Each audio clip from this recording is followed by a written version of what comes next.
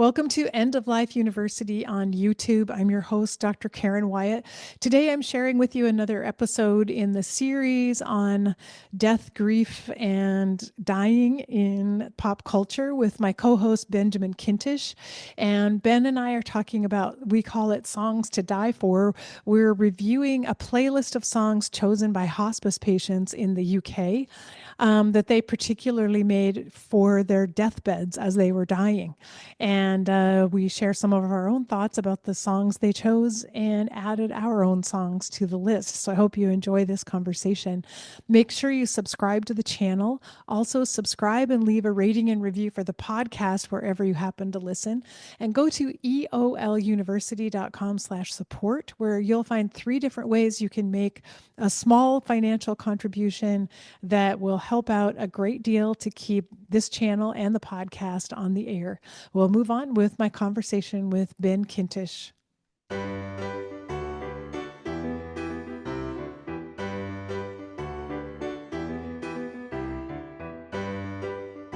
Today, I am so happy to welcome back my friend and special co-host, Ben Kintisch. Ben and I have been co-hosting our series on death and grief in pop culture.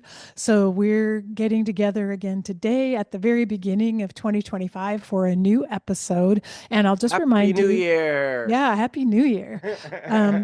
Benjamin Kintisch, is a cantor, a chaplain, and a music teacher when he's not on stage. He's also the creator-composer of Life Review, the hospice musical, which is fantastic. It is, in my opinion, a future Broadway smash hit. I'm going to lay claim to that on your behalf, Ben, every time. You can keep doing it. Just keep putting it out into the universe, Karen. It can't hurt. Yeah, whatever power I have, whatever influence I have over the universe, I'll use it on your behalf. Thank you for it.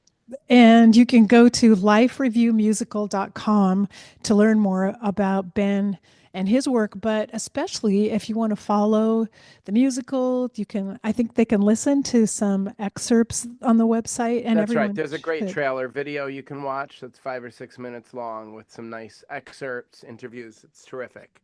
And links to like a gazillion podcasts. At least at this point, I'm up to over 20 podcasts, including the fabulous End of Life University. Have you heard of it, Karen Wyatt? Oh, yeah. Yeah, yes, that's one famous. of the best ones. That's on the list.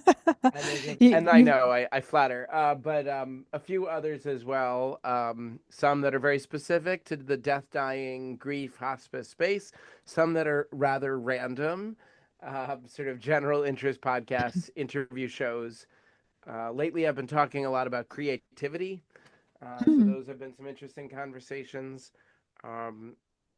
But I'm excited about my project. And I was telling you just before we started our recording today, since I spoke to you last in the podcast format, I got news that I've received a Maryland State Artist Creativity Grant from the state of Maryland in support of my project. We're going to do 2 public performances in May and then in June of 2025. And using the state funds, we will subsidize some of our costs to put on the production so that we can give away 50 tickets to senior citizens and their caregivers, as well as to offer cheaper group tickets for other groups so that we can fill a big room and people can enjoy Life Review, the hospice musical. We will also have a feed, sort of a learning session to follow for the hour after my performance, where members of these different groups or teachers, community members, and so forth will be leading small group discussions to talk about themes in the show. So this is a kind of program I've done on numerous occasions that it's been really well received, and I'm excited to do that in my home county, Howard County, Maryland, and the county where I work, Prince George's County, Maryland. Well, that's the one of the many things I love about the musical itself is that it's such a great introduction to people about hospice and end of life in general, talking about grief. And it's really a fantastic opener for discussion groups, for bringing people together and helping people talk about difficult subjects after they've just listened to a musical that is entertaining and fun and beautiful. with really beautiful music, it really opens the door for those conversations. And this is such a powerful medium to educate people about end of life. So I would like to encourage, I think your musical would be great for a fundraising event, say for a hospice, like a hospice gala or gala, whatever you call it, where you're I would inviting play a donors gala or a or a gala, gala, whichever you're either. hosting. See, you're very diverse in that way. And Right. yeah, host the musical, or you have a shortened version if they don't want to do the entire thing, but it could be the entertainment for the evening. It That's right. could lead to discussion groups, as you mentioned. Hmm. Could also get people to make donations to the hospice. So Totally. Yes, I have a proven track record, as you know, Karen, because you co-produced my first successful fundraiser event that happened at the height of COVID. We did a virtual concert where I performed from this very space, standing up with the black curtain on the back wall, mhm. and it was highly successful with your wonderful listeners. I wonder if some of them listening today attended that during COVID. If you did, send us a message. Tell us what you remember. Uh, Yeah. but we discovered that people, even though it was the worst to be stuck at home, um, the flip side was people were more open to trying new things, including streaming entertainment, like live music, live theater. So that was a very successful event. And now we're finding people are being real receptive to the show, live in person and streaming. So more opportunities to spread this play, and I appreciate the cheerful endorsement, Karen. Yeah, well, it's exciting to see that happen. And then you and I decided to come together and do this series for the podcast on death, dying, grief in pop culture because Yes. I think because so often we keep saying death is taboo in our society, our culture ignores and avoids it. And yet, as you and I've discovered, when you start really exploring um, what's out there in pop culture, death is really everywhere. Death and grief, we just may not notice it or we might ignore it when it's there. So it's been fun for us to talk about it so far in theater, Yes, it's death and definitely grief. a rich topic, and theater, music, all of these pop culture media, they give us a nice chance to sit back quietly and take it in, and then afterwards we can choose how much we want to engage. Right? I'm just picturing after several recent vacations over the years, we often, we have a kid, so we're often doing the vacation with grandma or grandpa. There are moments where we all go out to a movie, and then there's like ice cream after, or we all see a play and there's ice cream after. So I guess ice cream is important for the Mhm. discussion.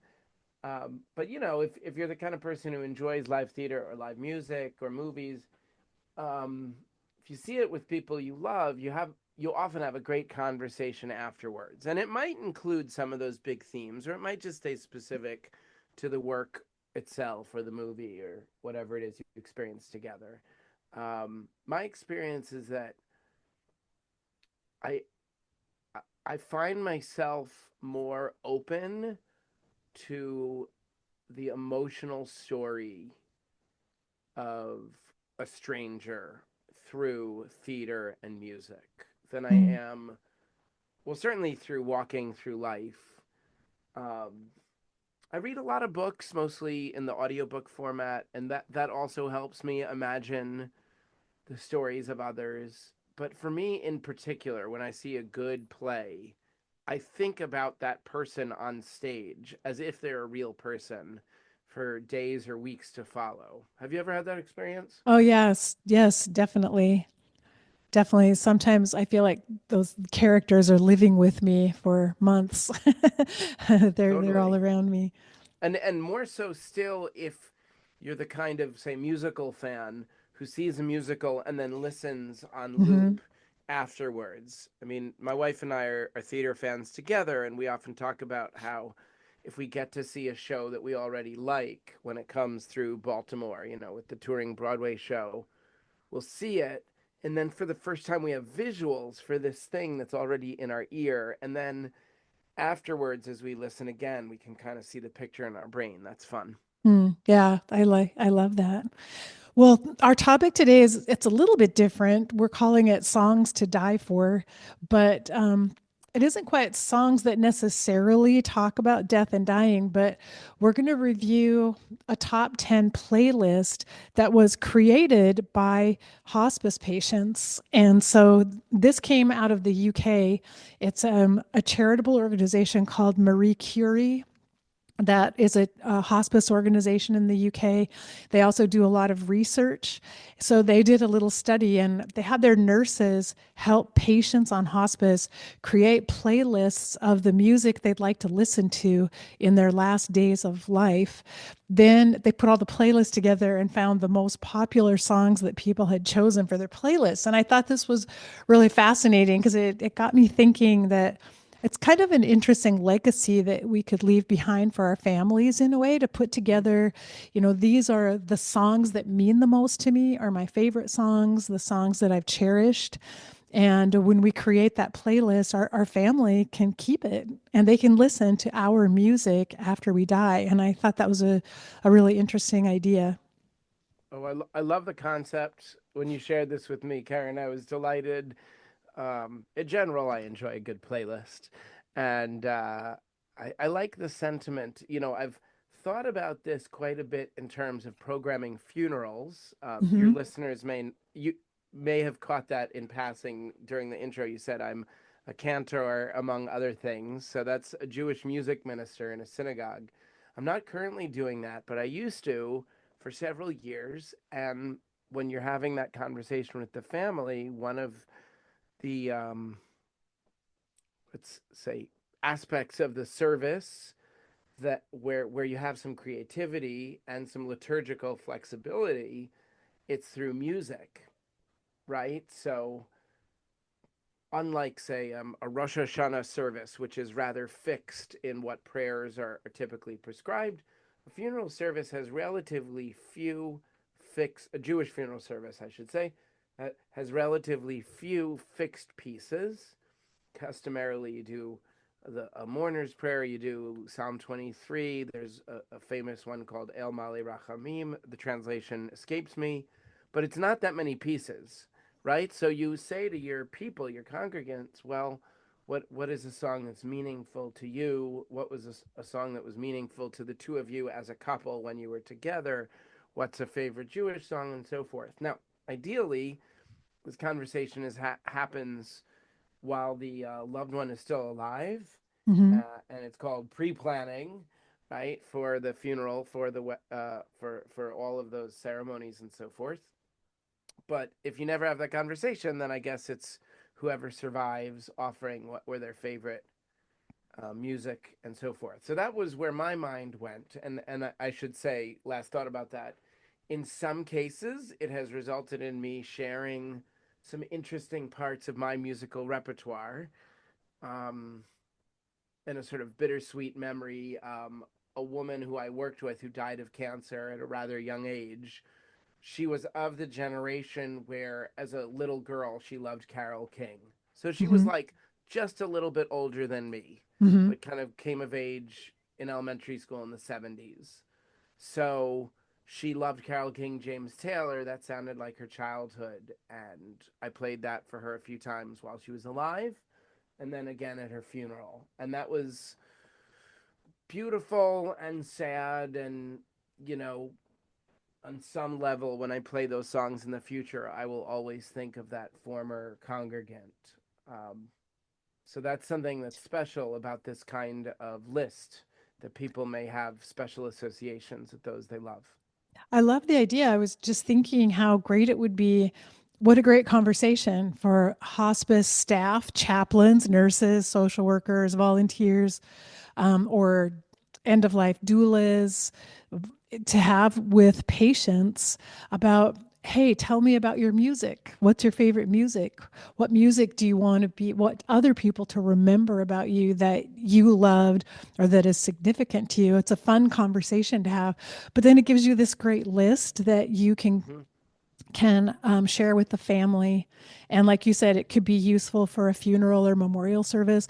Also, are these apparently are songs that people wanted to listen to while they were dying. And then I thought about that for myself, like, do I want to listen to music when I'm dying, when I'm Oh literally on my yeah. deathbed? I don't know because I I mean, my have. answer immediately, I said, hell yeah. But if we're not allowed to cuss on this podcast, I'll say, heck yeah. And no, you can say that. You can say that answer. But the reason I'm questioning it is because I was with my mom for the last week of her life, and she, for her whole adult life, she listened to Christian music like 24/7, every waking moment, Christian radio. She had stacks of CDs. And so I was with her during the last week of her life, and she had her little CD player and her CDs by the bed. And I said, Mom, should we listen to music? What do you want to listen to? Every time I asked, she said, nothing. No. I want it quiet. She didn't want to listen to anything. And then I'm thinking, oh Interesting. wow, maybe I'll be that way. Maybe I'll just say, no, give me silence. So I don't know. Who knows? None of us know till Hard we to know get how there. you will feel exactly until you Yeah. get there. Well, but God for willing, not for a long not for a time, long Karen and time. dear listeners, please. Yes. Well, I wanted to review this list of Yeah, let's songs talk about it. because I was really interested. I thought because it comes from the UK, maybe I won't know any of the songs that people there chose, but I actually knew almost all of them. Me too. And I did want to give the Good disclaimer. songs. Think about who the majority of hospice patients are, the demographics. So these probably came from people my age and older, baby boomers and older. So if we had a whole group of millennials, we asked them to make up their playlist, most of these songs would probably not be on that list. So I just wanted that as a disclaimer. This is As you hear the list, dear listeners, you'll see what Karen You'll means. see what I mean. Okay. Okay. All right. Let's go. We're just going to Why each don't you offer. listen, read through the whole list, and then we'll go one by one and talk about them. How's Should that I sound? read through it? Because I was thinking this is our hook. Like people have to keep listening to the podcast to hear Oh, what the 10 songs are. We keep people listening. okay. So this is the excitement of live recording, folks. I'm gonna say yes, Karen. I love your idea. Since you're presenting today, share with the listeners how you feel, and I will react cheerfully. Okay. All right. So the first song on the list, which, and actually we don't know, these were not numbered. We don't know if this is the number 10 or the number one song. Anyway, we're just going through the list as they wrote We're it in their just going article. through. The first song was My Way by Frank Sinatra, which I don't know if my kids have heard that song, but it still seems like it gets played a fair amount. I did it my way. Yeah, Um, for a certain older generation, this is the epic song of I mean, I don't know, it's just sort of like power pose, here I am, here's my life, I did my thing. I mean, if you pay attention to those lyrics, it's a very big picture kind of song, and musically it swells so dramatically. There's yeah, a lot there.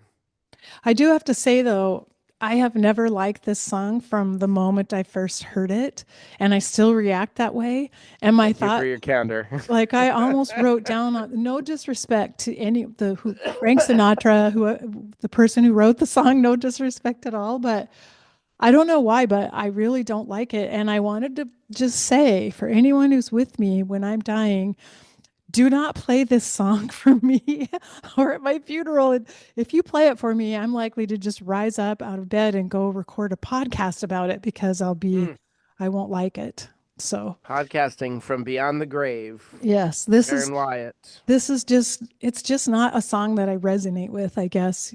Especially the idea of forcefully saying, I'm doing it my way. That's the part I have trouble with. Yeah, so depending upon how you hear it, you might hear it as triumphant or stubborn and obstinate and brash, braggy, defiant. I'm guessing you might hear it some of those ways. I don't love the song, but I love a lot of people who love Sinatra. How's that? Okay. And I get why people would like it and why it would be meaningful to people. All Yeah, right. referencing your previous comment, like this list reflects generational taste. So when people think about what's a big song that has big meaning in my life, it's a big ballad from Big Frank Sinatra. Yeah, yeah, that makes sense.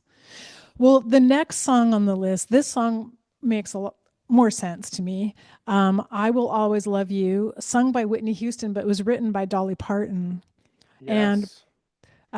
and I do love this song. It's a little tired for me because I hear it pretty often, Oh, but it is a beautiful song.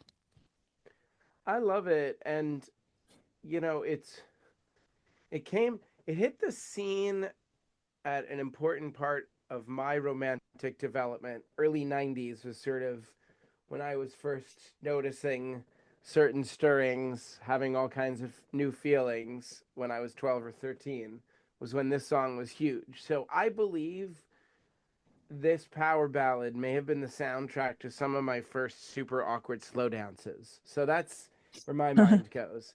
Um, with arms fully extended, maximum distance possible. Um, I also, as a music lover, gotta show some love to the late great Whitney Houston. The vocal on this, like so many of her other songs, incredible. Um, and what she does, it's um, it's deceptively simple because the melody is simple. And I will always love you. Ooh. I mean, that's really the whole hook. But what she does with that power ballad vocally is incredible, from very quiet moments to big moments. Um, Also, fun fact, it was the hit single off of one of the last mega Hollywood soundtracks of that variety. Like, Hollywood doesn't really churn out straight to recording soundtracks the way they did in this era and before. Mhm. There definitely have been soundtracks that have become popular. I think a lot of them are animated films. But this was like a time when a big romantic or dramatic movie would have a great soundtrack with big songs for the credits and so forth. And this was one of the most successful of that type of all time. So there you go. Fun fact for you listeners. Again, that's the Bodyguard soundtrack. Sold a Yeah, ton of copies. yeah. I can see people wanting, in a way, to send that message to their family and loved ones, I will always love you. And Yeah, so, the message is beautiful. yeah. Um, the next song is Simply the Best by Tina Turner. And from the title, I didn't think I knew the song, but then once I heard it, it's like, oh, yes, I for sure I know this song. It's got a really, Simply the best. Better than all the rest. it's Okay. got a great beat to it. And Yeah, it's a good um, dance song. Kind of surprising. When I saw it on the yeah, list, I was like, that doesn't track as like a Same dying here. song. I thought that too. Like, is this about dying? But then I realized some people were saying, hey, I don't want to think about the fact that I'm dying. I want to like have fun. I want to move. I want to be distracted from whatever the sadness or the pain. And I want to think about, hey, life has simply been the best. It's been the greatest. So I guess I can see that. But like you, I was surprised that not a song I would ever have imagined picking. No, but once you start adding unexpected up-tempo dance jams from the 80s, 70s, 60s, depending on the dying patient, right? It just explodes the genre of bedside music. I mean, it's sort of funny. We're laughing about it because you and I have both done plenty of time visiting with dying patients, and we know that there is kind of a conventional approach, but there's also no hard and fast rules, right? And I think we've had this discussion on and off the air, so to speak. But like sometimes you walk, if it's a circuit situation where you're traveling, sometimes you walk into a home and it feels like a party. I once had this Yeah. happen It was an Italian family. This was when I was working in New Jersey, so about a third of all my patients are Italians, and they were having the lively. This was at the residential facility. They were having the liveliest time. They're laughing and joking and gesturing over to the guy in bed, and it took me about 5 minutes to realize that the guy was deceased. I Wow. mean, I think he had his eyes closed, so it wasn't spooky with the eyes open, but that is to say, the party was already beginning and it was just happy memory time. There was no tearful, solemn, dark stuff or spooky stuff or meditative stuff. No, it was just off to the races with funny jokes.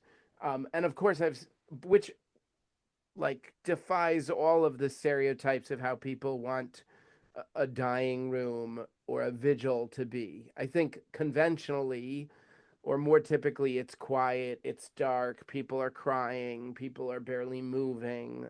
Sometimes people are superstitious and all of that business. But those guys, they were just having the time of their life. And I think part of it was their lively cultural sensibilities, but part of it also, I think it's about relief, Karen. And Hmm. maybe dancing on your way out of this world um, is an idea that more folks should buy into, you know? Yeah, I really love that idea, and I was thinking about it. I have a 2-year-old granddaughter, and whenever she's, towards the end of the day, starting to melt down, her parents put on music and they have a dance party, and it's so much fun, and it shifts everything. And I just thought, hey, I love that. I would love that if my kids and grandkids were having a dance party at my bedside when I'm getting ready to die. And I could just think of life is to be celebrated and to be fun. So yeah, that helped me change my mind, change my thoughts about this playlist, because I didn't expect it either when I got to this song, like, and a few others on the It's a list as great, great well. addition. Great addition. I mean, I'll, we talk about this all the time. People know about our expertise, and a lot of times they project their insecurities about death and dying with a comment like, "Isn't that work depressing?" or "Isn't that work difficult?" And I mean, I don't know what your answer is, but for me, I say it can be challenging and it's wonderful and rewarding and surprisingly joyful and funny at times. Yeah, absolutely. Absolutely. And so, yeah, we think about the diversity of people out there and their approaches, their mindset, their thoughts about the dying process. And it makes sense that there's a lot of songs, a lot of variation in songs that people might find the perfect song for them at the end of life. That's right. And spoiler alert, listeners, you're going to hear from this list, and then at the end of it, Karen and I will each offer a couple of suggestions to add. So Yes. keep Yeah. listening, guys. What's This next, has Karen? gotten me really excited about making my own playlist. But okay, yes, the next, not a big surprise, but it's Over the Rainbow, sung by Judy Garland. Mm, yeah, Also, always like that's a childhood dream song for me from growing up with that song. So I get it. I can see the idea of that song kind of evoking an afterlife and wanting to go over the rainbow to the other side. And yeah, yeah. The song is well loved. I mean, you called it a childhood favorite. Dear listeners, fun fact about Ben: my main job these days is I'm a music teacher. General music, kindergarten through fourth grade. We recently did a holiday show where one class sang what song? Somewhere Over the Rainbow. yeah, And it was so sweet. First and second graders as a big group together. And I didn't even need to tell them to show in their face that they're going to a far off place. Like for some songs, you need to direct the children to, let's say, emphasize the emotional piece. Something about that lyric and the beautiful melody that is so evocative in and of itself, you don't even need to tell the children put a faraway look on your face. It's just there once they start singing, and boy, was it splendid. Yeah. Yeah. Well, I'm so glad to hear that it's still alive and well for for all age groups. It's a sweet, kind of precious song almost that Mm-hmm. um Yeah. I could see it. I would imagine it probably is played at some funerals. Oh, for sure, for sure. Yeah, and at the concert, our narrators offered helpfully that the song has meant different things for different listeners. We didn't mention the afterlife for our particular show, but for this show, we certainly can say. I mean, a lot of pet owners talk about the Rainbow Bridge Yeah. and all of that. I'm not crazy about that language, but hey, whatever helps people deal with painful loss, I appreciate. Um, and we also mentioned that for some folks in the LGBTQ community, the song Somewhere Over the Rainbow has become important. Judy Garland, what was a hero of the gay rights movement and often sang her famous song at fundraisers and Mm. protests and so forth. And some people understand The Wizard of Oz as a massive gay allegory. Again, understand whatever favorite movie, however you like, folks. Um, but there is that thing that very much to me feels like, if not specifically an afterlife, some sort of magical place. Hmm. And I think when we imagine life after life, um, I think the word magical and beautiful and those words are to me the hopeful ones, because we don't know what's to come. We don't know if there's anything or if it just goes black. We don't know. Um, but I think for those of us who are of the believing type and the hopeful believing type, something that looks like the opening Technicolor scenes of Wizard of Oz looks like a fun version of heaven to me. Yeah. Yeah, definitely. Well, the next song is the one that surprised me the most. I'm still a little baffled by it. I don't know how you felt about it, but it is Girls Just Want to Have Fun by Cyndi Lauper. And so that song, I don't find much substance in the lyrics of the song, but I do get it's a great dance song. It's an really upbeat, fun dance Yeah. song. Well, so I was also a little bit puzzled by this inclusion, and I guess it goes with the other one, simply the best, as in classic dance pop song. I mean, at the top of this discussion, Karen, you made the point that we're going to see demographic preferences reflected here. And I think that's sort of true in a vague way, but not in a neat way, right? Because look, if we're who do you imagine is the most common age responding to this? Like, Hmm. I'm Yeah. curious about how they gathered the data on this survey. I- Yeah, I mean, I'm if it's curious. people who enjoy internet surveys, it might skew a little bit younger. But if it's like administered by cheerful interns in hospices all across England, you might actually have more of those Frank Sinatra responses. You know what I mean? Yeah, well, I guess Marie Claire. So, first of all, their nurses have been encouraging patients to create playlists for quite a while. And then Marie Claire sent surveys out to over 10,000 people. And mainly it was the loved ones of patients who had created playlists to ask Okay. them, did your loved one listen to music at the end of life? And 84% said their loved ones did enjoy listening to music. And the majority of those people said it was helpful. It seemed to help them with pain and discomfort and anxiety at the end of life to listen to music as they were dying. So they did get that information. Nice. Again, it didn't say, so it was the family members of the patients who made the playlists who Great. responded to that survey. And then they just used the playlists themselves to put together these lists of songs, but I'm just guessing that most of the people who made the playlist were in an older age group. Just Yeah, and that makes sense. But yeah. even um, so, full disclosure, I'm in my mid 40s, and I've What? observed. I know I'm a baby, right? But I've observed. So when I was a kid, like junior high and high school, I had kind of old taste in music. Like I enjoyed quote oldies. Now back then, oldies included music from the 1950s and 60s.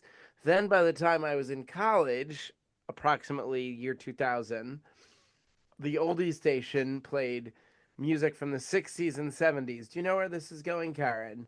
Then in my Hmm. mid 20s, I noticed that the local oldie station was now playing music from the 60s, 70s, and 80s. Hmm. And now they basically don't play anything from the 60s.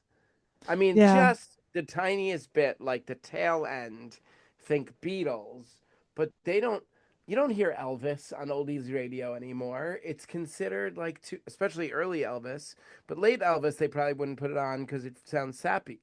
But I'm Yeah. saying like, and something similar has happened in classic rock, beloved but dying format that it is. That basically, as the listenership has aged, they have slightly shifted the window. So I think when you imagine what a people like who are in our facilities, um, yes to all of this. And if you and I do this conversation again in another decade, it'll be similar and shifted just a bit. Shifted a little. Yeah, that makes sense. That makes sense. Well, I don't know. I What's our guess next song? I think girls just want to have fun. I think the message is I want life to always be fun. Can't Yep. Let's just find the fun wherever it is in life, no matter where we are. So that's Super okay. upbeat, Yeah. cheerful. It's an, You might even call it a little bit defiant. I mean, I think putting on anything that's up tempo, that's a dance song that is foolishly optimistic in the face of death and dying, in a sense, is an act of defiance.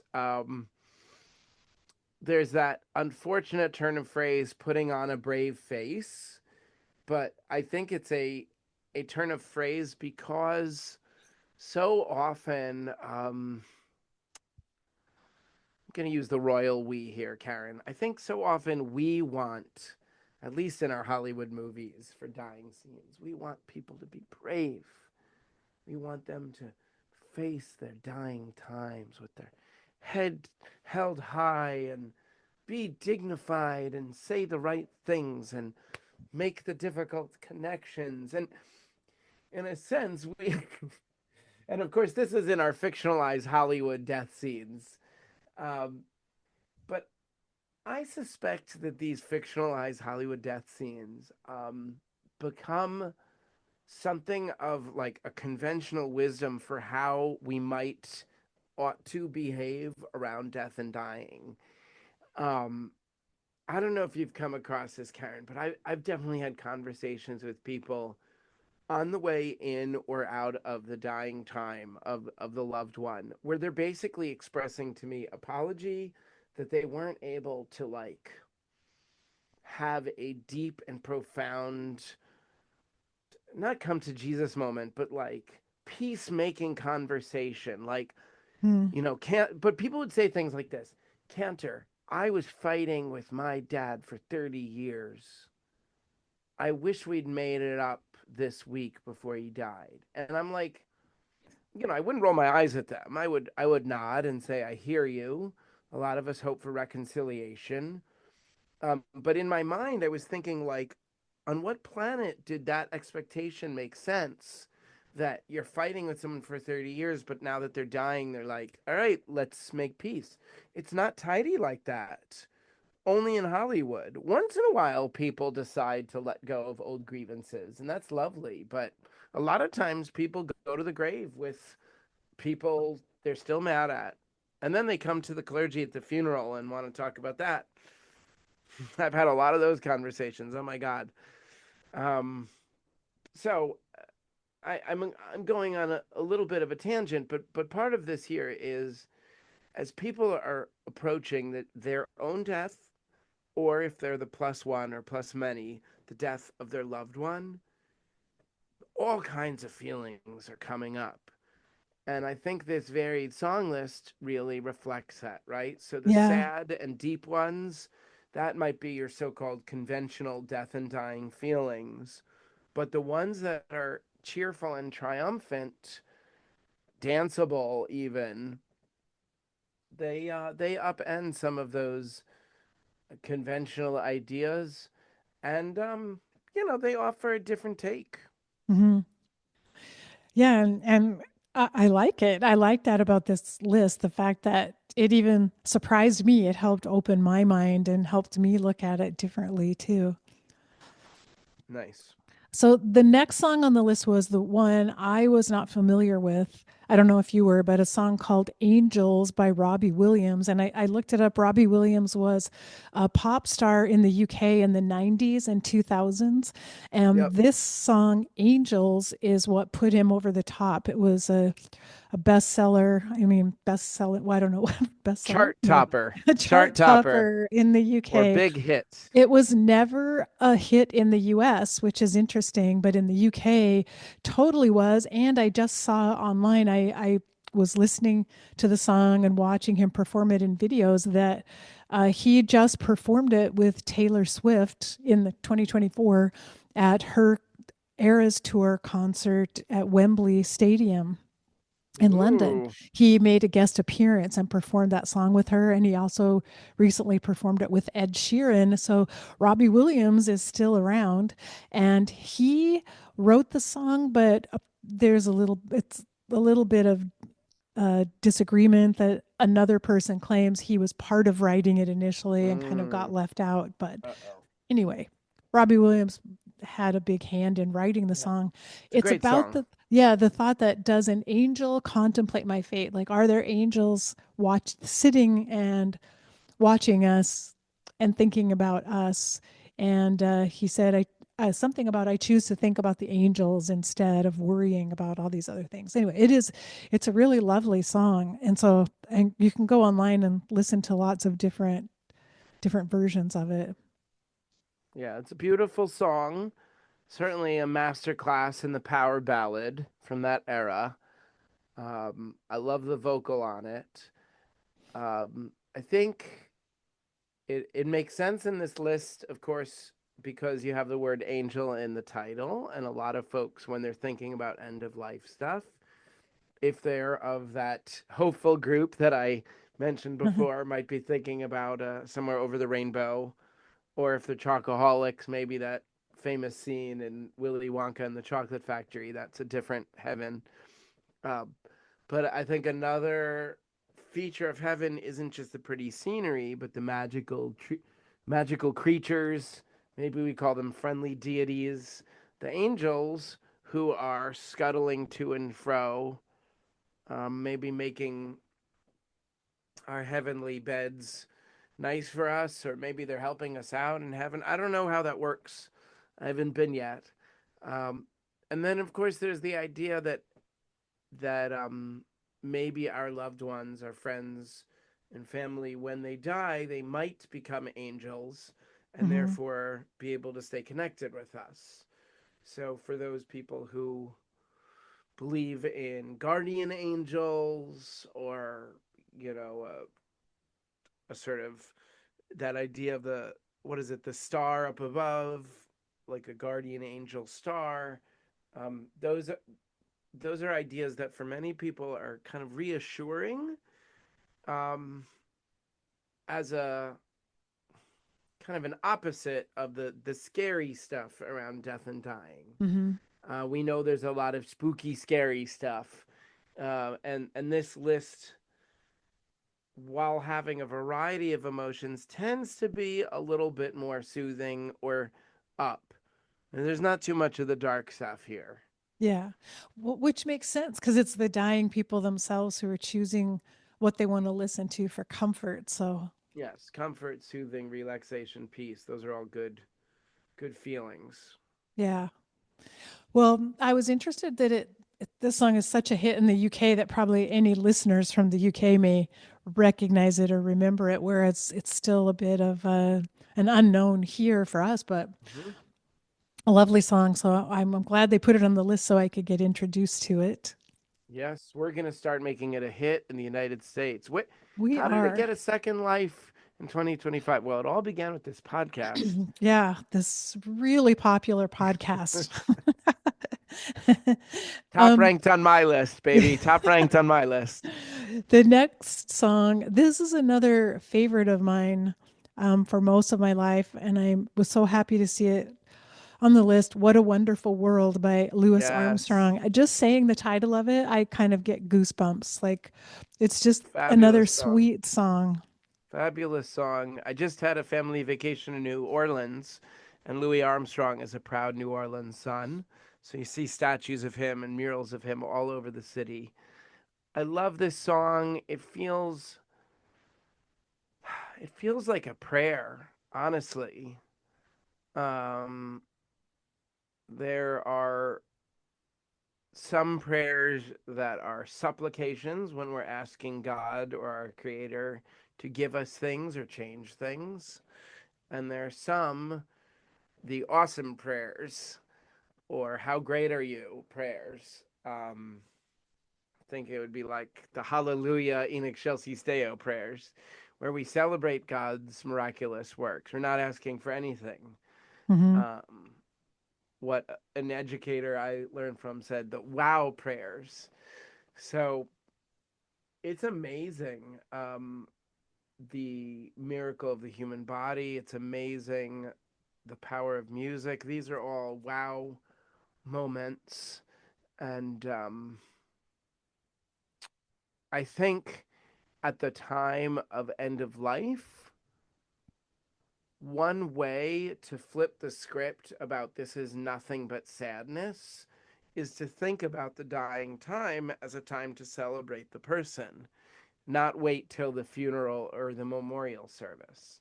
I remember seeing this in real lifetime before I was involved with hospice care, Karen. My elderly great aunt, she was in like her late 90s when she died, but when it was time and she had home hospice, she had a hospital bed and they had one of those digital photo frames. And it was just running the photos from her life. And she was very Mm. happy looking at those photos and listening to music. And I'm pretty sure it was like Frank Sinatra and Bing Crosby and all Hmm. those sort of crooners from a bygone era. And I remember watching that and I was like, oh, she's celebrating her life. And Hmm. people who are like visiting her now, like giving her a kiss, it's like a little sad, but it's mostly a celebration. I thought that was really beautiful. Yeah, yeah. That's really sweet. And I love for me this song just reminding me what a wonderful world and what an amazing gift to get to be here for this lifetime and to just be present in the moment and enjoying each little moment that's there for us and having gratitude for all of it. It's just a simple and very sweet song. Even even in the moment of dying, we can find things to be grateful for, Yeah. right? We can thankful we can be thankful for the life well lived. We can be thankful for the body that carried that soul all of that time to that bed, to that moment. And it's kind of when you think about the distance traveled, literally and metaphorically, for a person to arrive to their deathbed, it's not typically a short journey. I Hmm. mean, even for someone who's tragically dying young, but still, most people who, you know, live to age 30 have probably traveled thousands of miles, if not many tens of thousands, depending on the life they lived. And for someone who makes it to old age, you know, they may have been to 5 or 50 countries. They may have married one or more times, many Hmm. times, certain Hmm. celebrities. Like, it's kind of wild. They all end up in that bed. We all end up in the bed, but it's an amazing thing. Hmm. What a wonderful world. Nice. Nice song. Beautiful song. The next song, I've also I've liked this song for a long time. I got introduced to it by my kids who listen to Christina Aguilera. The song is beautiful, but it really resonated with me. And but I was a little bit surprised to see this song on the list because to me, like people my age may not be that familiar with this song, beautiful. Mm. So maybe there were some younger demographic people who made playlists. Yes, maybe it was the adult children who said, "Mom, put this one." Yeah, maybe so. If you like Whitney Houston, and like It, Pandora said, if you like Whitney Houston, try Christina you'll like Aguilera. this. But it made it to the top 10, so a lot of people It's a chose great it. song. It's a great song, and um, I feel like this song beautiful for my daughter's generation. She's 14, but like she kind of grew up with this as the power ballad, especially for girls and queer kids of this generation. In the same way that when I was growing up, The Greatest Love of All by Whitney Houston was an Hmm. important song to feel good about yourself. Like, there's a few of these in every generation, the songs that teachers make you learn to sing, so you'll finally appreciate your awesomeness. Yeah. If you don't know it, maybe this pop star will teach you. Um, and, it's such a wonderful message. You know, I mentioned earlier how being joyful and celebratory upends conventional wisdom. I'll go one step further with that train of thought. To call a dying person beautiful, Hmm. or to even invoke the word beautiful and beauty at a time that so many people associate with ugliness, is again a little bit revolutionary. Yeah. I have said in candor with you and other professionals in our field that like aging, not for the faint of heart. We all know it's not necessarily a beautiful process, but it is a process that we go through. Dying, not necessarily, not typically an attractive process, but a natural one. And to be candid, like some of the stuff that goes along with the breakdown of the human body, it's a little bit gross. It's a little bit ugly. Hmm. And yet, and And yet, yet. despite the ugliness, and I'm talking like, yes, bodily fluids and so forth, I need not spell it out. Um, and shout out to all the nurses and GNAs who clean up all of that and deal with it with grace. Um, Still, there can be a lot of beautiful moments, despite the pain of death and dying, despite the ugliness of the breakdown of the human body. We can still look at our dying grandma, kind of seeing her in that moment of diminishedness, and also remember her when she was standing tall some years earlier. And I think that's a particularly challenging aspect of being with our loved ones when they are ill and when they're dying. But with practice, certainly those of us who work in this trade, we I think many of us try to see beauty in all of these natural things Hmm. so as to not become, I don't know, drowned by the heaviness or the ugliness of it. Because the Yeah. fact remains you're going to have death and dying in this end of life trade. Anyway, I could hear you wanted to say I something. was just going to say, I mean, that's the secret of how you do this work is that you have the ability to find the beauty wherever it exists in the moment. Maybe it's what a wonderful world. Maybe it's, the beauty of this world on this planet that we live in. Maybe the beauty of a family coming together in love to care for someone, and as they're dying. And maybe like I have seen dying people who just they just had such a beautiful light about them, just shining with this beautiful light as they approached death. So it's like, I think it's just this ability, as you were saying, to find the beauty wherever it is, because there is beauty there, and not Hmm. get turned off by the things that seem ugly, and miss it and miss the beauty, because it's there if you're able to look for it and open your eyes. Well said, doctor. Well said. Yeah. Well, the next song, no surprise for this one, I think, because these are people from the UK, the song Hey Jude by the Beatles. And Yes, I've heard they're also, big in England. yeah, I have heard of them before.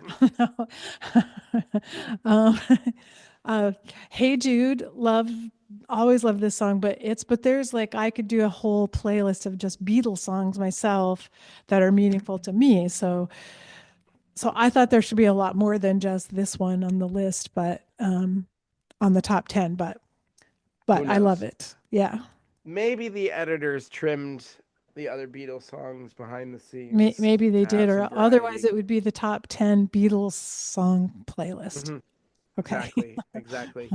But you're right. Beatles, even though they were only putting music out for 6 years, which is kind of amazing. It seems like they were out longer. They were prodigious. They created an amazing catalog of music, some of which um, is rightfully ranked again and again as among the greatest pop songs of all time. And Hey Jude's often at the top of the list. Um, when I hear this song, I think about swaying and singing loudly, maybe at a campfire with my friends at summer camp. Um, it is a song that was a hit in its own generation, but has become almost timeless and beloved by several generations since then. So, great song. Yeah, and just as you said, it's like a song that everyone knew. Everyone knew the words, so you could sing it in various times and places, and it seemed like At everyone least knew the it. la la la part. Yeah, yeah, for sure.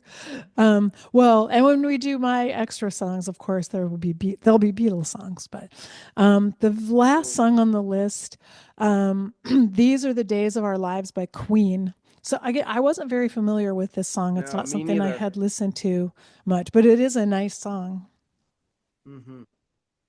Yeah, it was a sweet kind of nostalgic.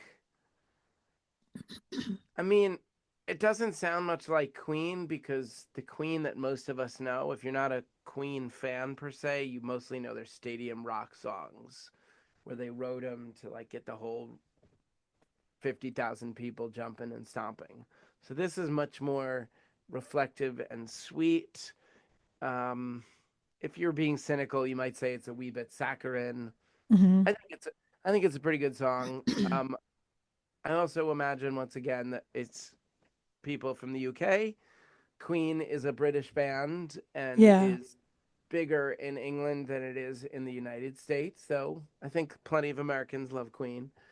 But I'm guessing like if you did a similar list with like dying boomers in America, you might have like a Bruce Springsteen song on there, maybe an yeah, Aerosmith song, yeah, maybe like the Beach Boys or something. I don't know.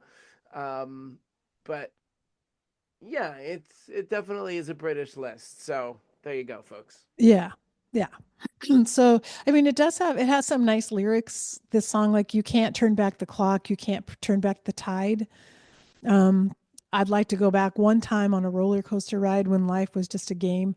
But anyway, it is a reflection on, Mm, um, remember how great things were, but we can't go back to that. We're just where we are right now. So another good song for remembering to be present. yeah, yeah, for sure. And I Well, think when we're sitting there in bed during that dying time, like a lot of times where our memory wants to go is to when we were young and healthy, mhm, um, our teens, our 20s, or 30s. That's my, in my experience, the patients always want to talk about those young years. That's yeah, that's where the memory wants to go. yeah, for sure. Well, so Ben, tell me what song, a couple of songs that you would add to this. Of course, we could talk all day if we were going to really talk about all the songs Yes, that but our we want. listeners are busy people. We got to limit ourselves, Karen. Okay. They only have so many dishes to do. Their hands are getting prunified. Wait, does that mean the podcast needs to be shorter or longer? I'm not sure. But folks, if your hands are still in the water, give them a rest, towel them off.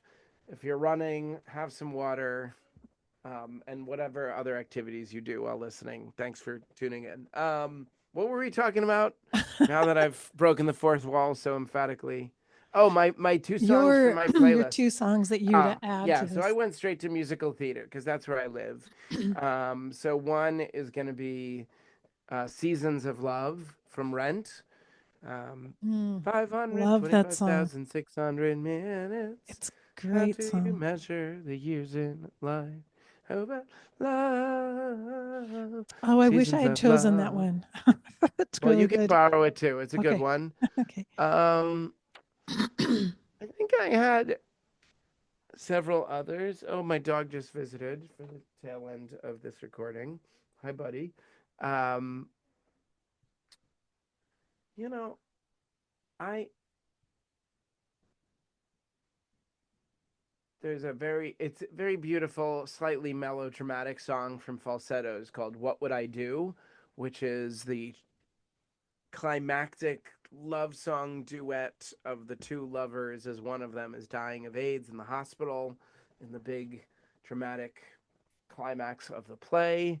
It's devastating, it's spectacular musically. I think it might feel a little melodramatic if that was being played in my in my room, but it's a song that comes to mind as evoking some of the we were talking about all different feelings. So like we covered mellow and peaceful, but we didn't really hit many of the melodramatic points, which seems an important omission if you've got such drama Yeah. here sitting across from you. But let's be real. I hope I have a peaceful death and dying time, but we know that for a lot of us, death and dying can feel a little bit unsettling. There's especially if someone, God forbid, is younger, which is the case in this song. Part of the drama for the song is the fact that they're so in love and they're so sad that their love affair is being cut short. Um, I think about some kinds of songs expressing resignation and satisfaction. Just a couple days ago, I was in my hometown paying respects to my high school cross country coach who had died the other day. And he was like not super old. I think he was 60. So, like, that's borderline that it's not like all the way shocking. Like, if someone's in their 40s, everyone's like, oh, right? But 60, it's like just on the edge, but like still leaves behind a couple of teenage kids. And, of Mhm. course, the whole family's devastated. And I mean, I just, I mentioned that because I think when all of a sudden, we were talking about a hospice playlist. So, Yeah. hospice is at its best peaceful and loving and comforting and reassuring. Um, But as I mentioned, Miles, I'll bring his name to light, Miles Taylor of blessed memory, my cross country coach. I think a lot of people who loved him are dealing with anger right now. They're Hmm. mad that God took him too soon. He had more left to do. And like that's a real feeling for a lot of us, especially when we feel like the person is too young or that the manner of their death somehow seems especially unfair if it's painful or I don't know, particularly ugly, whatever that means. So, I mean, I hope what I go through is peaceful as far as one can hope for such things. But I'm thinking about that song as a wee bit melodramatic, but it's powerful because it's real. We Mm. know that sometimes the death of loved ones is absolutely a melodramatic moment in our life. I mean, what could be more melodramatic than it's the big opera lady singing her heartbreak as she mourns the dead guy on the floor in front of her, or vice versa. So those big sad songs, they are expressing that essential truth of the, oh God, how do you even say it, the unfathomable loss that is death when we're not ready for it. Yeah. Yeah. And important for those songs to exist to help us just evoke all of that emotion. That's right. That's right. Yeah. So go to the theater, people. Shameless plug. It's good for you. Karen, what were your two additions to this Well, list? well, of course, they were Beatles songs. The first is Across the Universe, which is a song.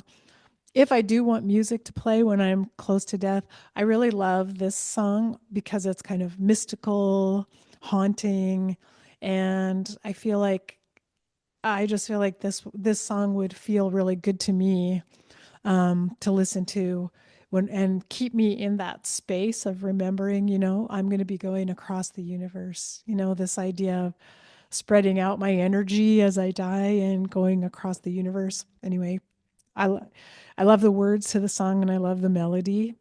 And then my next song, and this is more a song I want my family to listen to.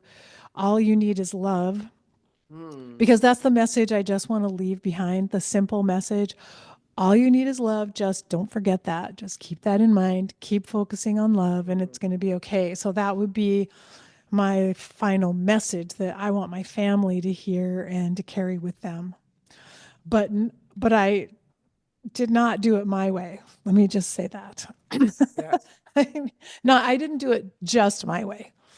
I love it. Well, first of all, I appreciate, before you went to the comedy, I appreciate the sincerity of your loving message, and I think that is wonderful. I think for a lot of us this year has been very difficult, especially those of us who wanted to see a blue map and saw a red map when the election came, right? And I bring that up because for me, it resulted in a time where I was feeling, to be honest, like a little bit hopeless, a little bit discouraged. And what gave me hope was returning to my school children where I teach music Mm-hmm. and seeing that, like, yes, there's some very concerning stuff way out there beyond this music classroom, right? But in here, what we're doing together matters. We're gonna sing, we're gonna make some beautiful music together. Maybe we'll act and dance and pretend, we'll feel our feelings, we'll be okay together. um so having that, basically that feeling that we can do good by the people in front of us, Mm-hmm. including being a loving presence for those children in a scary world. That's, to me, that feels like the most essential work right now. Yeah. Yeah, for sure. And well, it's interesting how these songs, popular songs, they help us mark our experience. Maybe they help us get in touch with our emotions about these experiences that we have. But I really do love this idea of creating playlists, first of all, so you have something you can listen to, and maybe Mm-hmm. playlists for when you're dying, playlists for when you're supporting someone else who's dying, playlists for when you're grieving, like things that you can Mm-hmm. go back to and remember. Oh yeah, yeah, that song always made me feel hopeful. That song always helped me feel connected. Like, I think it's a really great tool to use. And what a fun discussion we've had talking about all these songs. Absolutely. I don't know if you've got it posted yet, but I know I created a Spotify playlist. So if you guys want to listen along, Karen's going to drop that in the show notes, maybe, he Yeah, says with a question mark. A little yes, bit of I will put it in the show notes. upspeak. How's Yeah. this? If you don't put it in the show notes edit out this part. Okay. No, I will. I But will. if you're I still want, listening, folks, it means it's probably in the show notes. yes, it'll be Karen's in the very show high notes. tech. I bring the wacky jokes. She brings the spectacular competence, knowledge, and the slightly more advanced degrees. I mean, other stuff too, but just off the top of the dome, as Well, they say. when you get to be my age, you'll have all the technology down. You just I hope so. I hope so. I think by the time I'm your age, there will be so much robot computer stuff. Like you'll be having your Zoom brain meeting. Like you don't even need a laptop. Just tap your frontal, like this, tap this eyebrow and mark my words. He predicted it in all right. 2025. All right. Sounds amazing. Well, thank you once again, Ben, for joining me. I enjoyed it. It was a great conversation. Thanks so much for having me on, Karen. Yeah, looking forward to the next time we get together. I hope you enjoyed that look at songs to die for. And I'm hoping that you have your own list in mind. You'll make your own playlist, but also in the comments, mention maybe your top one or two songs that you would want to be listening to at the end of your life or put on your playlist to leave as a legacy for your family members. And I'll see you next time. Until then, take care.